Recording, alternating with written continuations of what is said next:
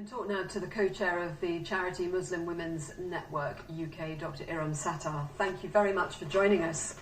So there will now be an inquiry carried out in the Cabinet Office on those allegations from Nus Ghani. What do you think that inquiry should look like? What should be the terms of reference? Yeah, I mean, I just wanted to say, we're very dismayed that this has happened yet again. I mean, the message it sends out is that you're considered an outsider unless you leave your Muslim identity at the door. And we're worried that decision makers at the highest level, the government, they hold such negative views about Muslim women. And this is not just the Conservative Party. If we look in 2016, Muslim Women's Network did a BBC Newsnight piece looking at the discrimination that Muslim women face when standing for councillor. So, in terms of the inquiry, well, Professor Singh did an inquiry into Islamophobia in the Conservative Party, and those recommendations need to be acted upon.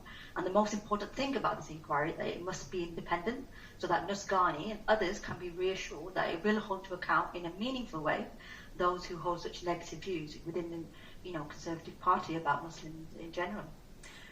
When you first heard what she was saying, were you surprised? Yeah, I mean, we were surprised, I guess not, but that's really sad. We were just dismayed it's happening yet again. In 2022, we're still hearing things like this are happening. And then you've got the kind of added kind of backlash. People like Michael Fabricant going on to radio and saying that, who are questioning her Muslimness. But also, unfortunately, from within the Muslim community, for example, questioning if you don't wear a headscarf, you're not Muslim enough. And that's why this morning we at Muslim Women's Network launched our I Am a Muslim Woman hashtag campaign, to show that there's diversity of Muslim women. We don't all wear headscarves. We don't all look the same, and we're not all from, South Asia. Yeah, I mean, tell us more about your response to that, because obviously the interview that Michael Fabricant did triggered an enormous reaction. What would you say to him if you could have a conversation with him about the perspective that he put forward in that interview?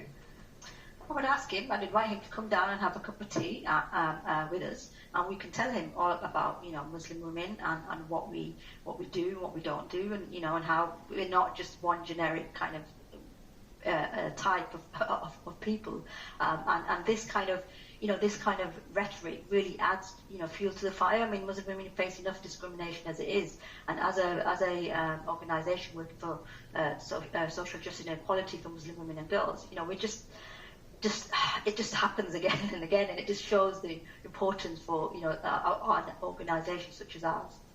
You, on your Twitter feed, have said about your concerns around the fact that Nus Ghani said that this made her consider leaving politics, and you spoke about the thought processes that anybody would go through if they're deciding to do something like that, but obviously with your particular focus on Muslim women. What impact do you think this will have? And now that it is being looked at in this way, how much of an opportunity does that present?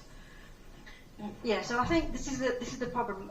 We at Muslim Women's Network, we've been doing empower women workshops to get women into politics, into local politics, national politics, and this sort of piece really is going to put off women. We've got the elections coming, the local elections coming up in May, and general elections in a couple of years, and people, Muslim women are going to be put off, and we can't afford to do that. We need diversity in all these decision-making levels, at the highest levels in the country, Muslim women and other type of diversity. Otherwise, we can't really represent and serve, the population like we should be doing.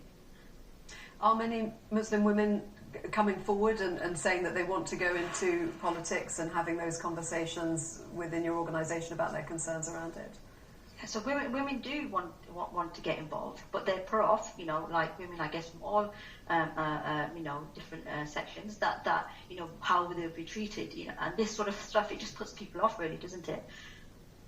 Forgive me for not knowing the answer to this, but what are the levels of representation of Muslim women in politics at all levels, local and national? Yeah, so I think if you look at the number of women coming forward and then the number of women who actually get through, it still will be disproportionately lower.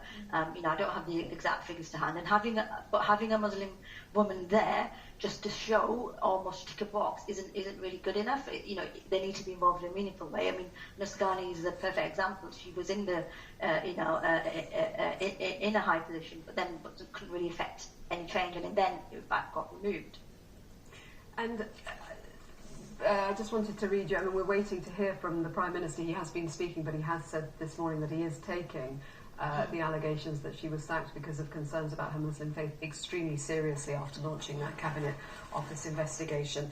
Just going back to the question of how much of an opportunity potentially is this to deal with these issues and to put to bed the concerns that you're talking about that people have.